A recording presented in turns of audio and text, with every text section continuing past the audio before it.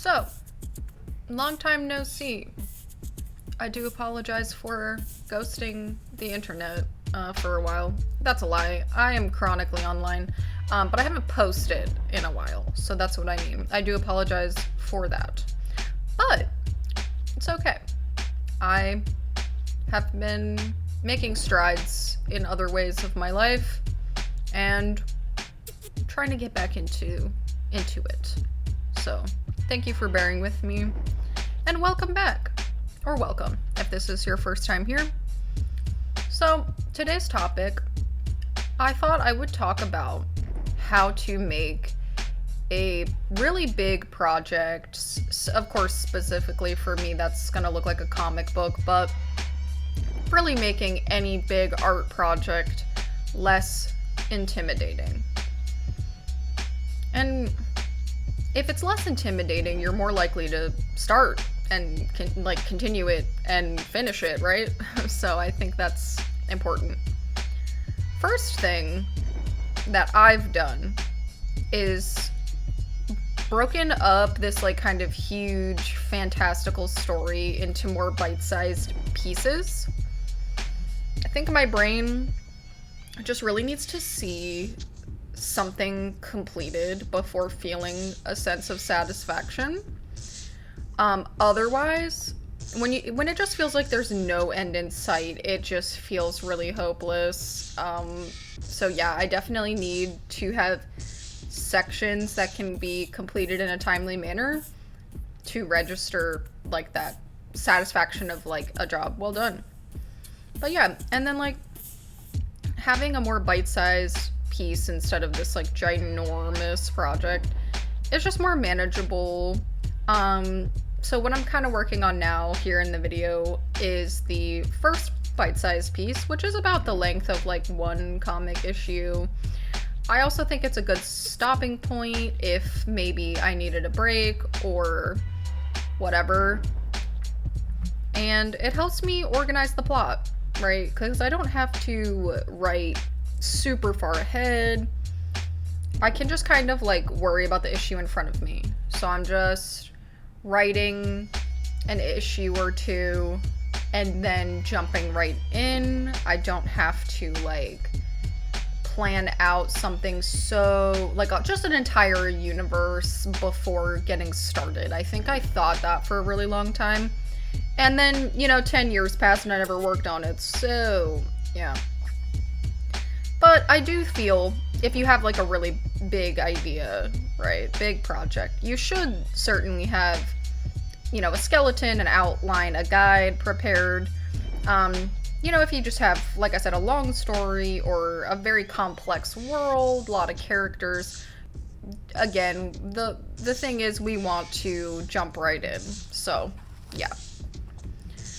But yeah, I think it's really important to not overwhelm yourself. Just kind of get started. Have a general direction for the plot and just start running. I think it was Marvel back in the day. I'm a fake fan, guys. I don't know the lore. But I think it was Marvel. One of the big comic book houses, they would just write it literally one issue at a time. No clue what was going to happen next. They would just write it, put it out, and then oh, okay, it was well received. We need a sequel. Figure it out. You don't. I think again, I was very obsessed with having this extremely uniform, extremely thought out, really big story. And I am not Tolkien, right? I don't know, man. That's just not how it works. So, all right. Well, after that super long intro, I am going to just kind of go over a few more points about how to make your big project less intimidating. First thing is delegating tasks, right? It's going to be a lot smaller of a project for you if you can delegate tasks to other people. So assess what you want to work on and what you can kind of dump on someone else. Do you want a script or do you want someone else to script? Do you want to color? Do you want someone else to color? Do you want a letter? Do you want someone else to letter? Right? So if you have another person kind of assisting you with this, it's going to take a lot of work off of you. The next tip is just taking things one thing at a time. Again, only scripting like a chapter or two ahead, then jump into the work, like the artwork. Only focus on the section in front of you too. Like, of course, if you get this incredible idea, jot it down, but like, focus should really be on the section in front of you. And in that same vein, don't look too far ahead, because you might find like you're not even gonna keep all of those plot points. A lot of writers say like, oh, you know, the characters sort of took the story and ran with it. They do things that I didn't plan for them to do, and I think that's really real. I think people who write any format of writing find that a lot. And preparing ahead of time. I think this will make, like, as someone that is planning to post this online, like 1 page a week, the deadlines on that could be really intimidating, right? So how do we make that less scary? I'm working on a backlog of pages so that when I start uploading, I already have like half a year to a year ready to post. If I miss a few weeks, you know, I'm not freaking out. It's already, you know, planned ahead of time. So we love that. Oh, listen to that page turn of crinkles. Okay. Yeah, I'm writing my script here old school on actual paper. Crazy, I know. But yeah, another thing specifically like with comics, and I kind of had this discussion with some of my Discord peeps, is starting with a one-shot. If your universe feels really big, too big for you to take on right away, you know, try doing an in-universe one-shot. You know, you can have your characters, same characters, main characters even, but maybe it's like the side episode, or the comic relief episode, the beach episode, whatever it is. You know, so doing a one-shot, putting it out there, maybe see how it's received and some feedback, see how the workflow was. It's just a lot less stress to do a shorter one-shot. That's another option. And I've said this before, just committing to a certain workflow or a schedule, and that's going to look really different for every individual. It's going to probably look different every week. So don't obsess over the schedule. But for some people, maybe they knock out an hour per day, or a few hours only on your day off. Whatever is manageable for you. And though this is easier said than done, just try not to worry about it outside of this time. You can definitely suffer from like exhaustion, even on things that you enjoy, because you're just dwelling on it constantly.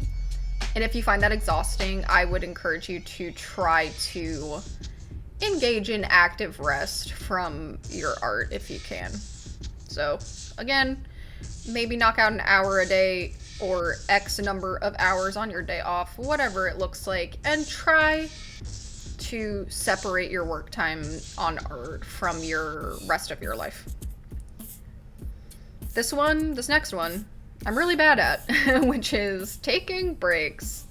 Yeah, I think I've said this in other videos, but it's still relevant, so we're gonna say it again.